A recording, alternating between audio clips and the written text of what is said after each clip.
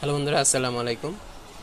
তো কোটা আন্দোলনে শেষ পর্যন্ত শেখ হাসিনা পদত্যাগ করে দেশ ছেড়েছেন তার পরিবারের সদস্যদের নিয়ে। আর এখন বর্তমানে দেশ আছেন সেনাবাহিনীর হাতে। তো সেই হিসেবে হয়তো শীঘ্রই একটি অন্তর্বর্তীকালীন একটা সরকার গঠন করা হবে। তো সব কিছুই ভালো লাগছে এবং এটা আসলে খুশির সংবাদ যে দীর্ঘ সময় ধরে এই সরকার মানে দেশ চালাচ্ছিলেন। কারণ দেশ চালাতে গিয়ে কিছু ব্যাপার আছে ভালো ছিল, আবার কিছু ব্যাপার আছে অবশ্যই খারাপ ছিল। তো খারাপকে খারাপ বলতেই হবে, ভালোকে ভালোই বলতে হবে। তো ভালো কাজও করেছেন, তেমনি খারাপ কাজও করেছেন। আর সবচেয়ে বড় কথা হচ্ছে ক্ষমতাটা দখল করেছেন অন্যায়ভাবে। একপাক্ষিক কতগুলো নির্বাচন হয়েছে পরপর 3বার। তো সেখানে দেখা যায় যে ভালো করে মানে যেটা নিরবিচ্ছিন্ন এবং সুন্দর পরিচ্ছন্ন একটা নির্বাচন, সেটা করে আসলে এই ক্ষমতাটা আসে নাই। যার কারণে জনগণের মধ্যে একটা ক্ষোভ ছিল।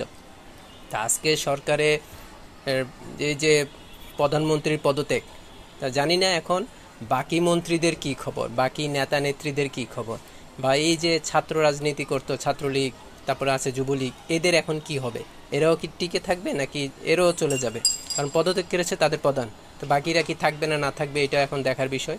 আর আশা করব সেনাবাহিনীরা ছাত্রদের কথাগুলো, তাদের দাবিগুলো বিবেচনা রেখে পরবর্তীতে কাজগুলো করবেন।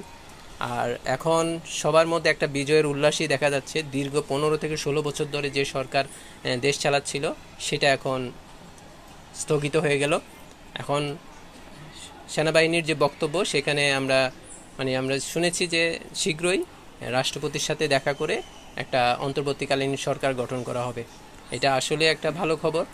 এখন এই অন্তর্বর্তীকালীন সরকার গঠন করার পর পরবর্তীতে অবশ্যই কোনো না কোনো সরকারি দল আসবে।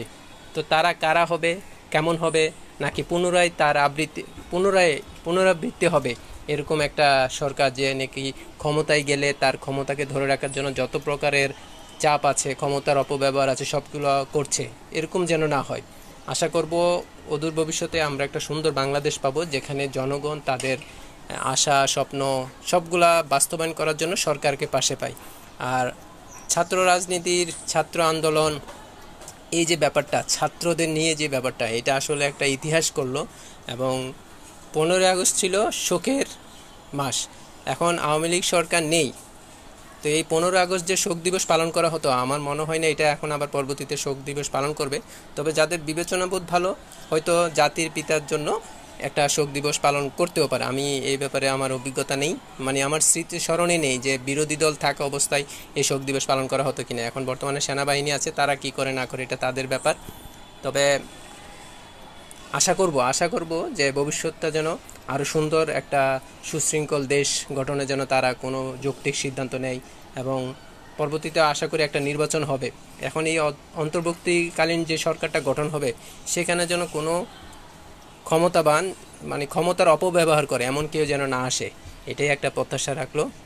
আর আশা করব যেই দাবি, যেই চিন্তাধারা থেকে এত বড় একটা আন্দোলন হয়েছে, সেটা যেন সুষ্ঠু বাস্তবায়ন হয়। এবং অধিকাংশই বাস্তবায়ন হয়ে গিয়েছে, কারণ এখানে 9 দফা ছিল, পরবর্তীতে সেটা 1 দফাতে পরিণত হয়েছে এবং সেটা বাস্তবায়ন হয়েছে। এখন দেশের একটা ভালো কিছু আসুক, সেটাই প্রত্যাশা রইল। ধন্যবাদ।